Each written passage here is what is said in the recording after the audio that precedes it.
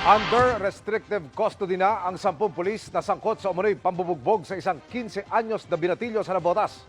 Ang isa sa kanila, Police Major pa ang rango. Nakatutok si Marisol Abduraman. Hepe mismo ng Navotas Police ang nagpunta kagabi sa Maritime Police Station para alamin kung ano talaga ang nangyari at kung sino ang mga sangkot na pulis sa pananakit umano sa isang 15 anyos na lalaki.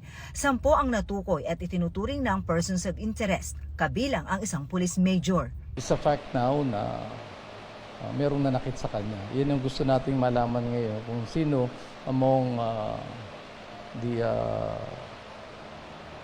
reported ng mga tao ng MG ang posibleng ang may kagagawa nito. Mag-explain sila within 24 hours. We learned, ma'am, only kahapon kasi hindi naggumawa ng report papunta sa amin. Sa investigasyon ng Navotas Police, lumabas na nangyari ang pambubugbog kasunod ng paghuli ng Maritime Police sa Binatilyo matapos ireklamo ng pagnanakaw ng cellphone. Kahit daw may kaso, mali raw ang ginawa ng mga pulis. Kahit pa siya ang kumuha o hindi, ang issue dito ay yung sinaktan yung bata. Kanina, nagbigay na raw ng pahayag ang 10 pulis sa Women's and Children Protection Section ng Navotas Police.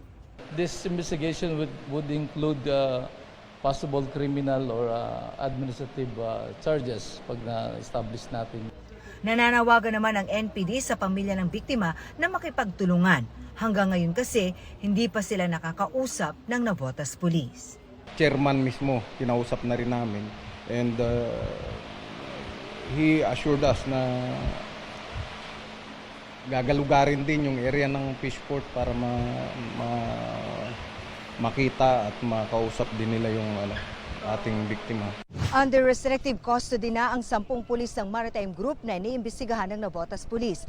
Tiniyak naman ng NPD na wala silang pagtatakpan at gagawin lahat para maibigay ang hustisya sa pamilya kahit tumanggi na silang makipagtulungan sa mga otoridad. Para sa GMA Integrated News, Marisol Abduraman, nakatuto 24 oras. Mga kapuso, samahan nyo kaming tumutok 24 oras. Bisitahin at mag-subscribe sa GMA Integrated News sa YouTube.